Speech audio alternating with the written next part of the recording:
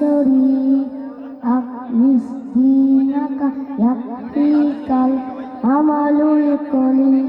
হাদিস শরীফের অর্থ তোমার ঈমানকে খাঁটি করো, অল্প আমল নাজাতের জন্য যথেষ্ট হইবে।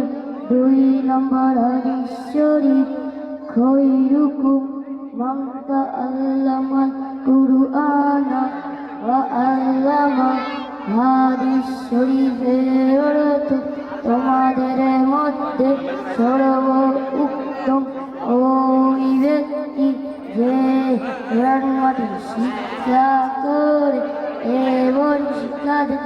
3 নম্বর হাদিস শরীফ তোলাবুল ইলমি ফারিদাতুন আলা কুল্লি মুসলিম। হাদিস শরীফের অর্থ দ্বীনি ইলম তলব করা প্রত্যেক মুসলমানের উপর ফরজ। 4 নম্বর হাদিস শরীফ আত-তুহুর শাত্রুল ঈমান। হাদিস শরীফের অর্থ পবিত্রতা ঈমানের অঙ্গ। 5 নম্বর হাদিস শরীফ মিফতাহুল জান্নাতিস সালাত। হাদিস শরীফের অর্থ নামাজ বেহেশতের চাবি। কান দাও এই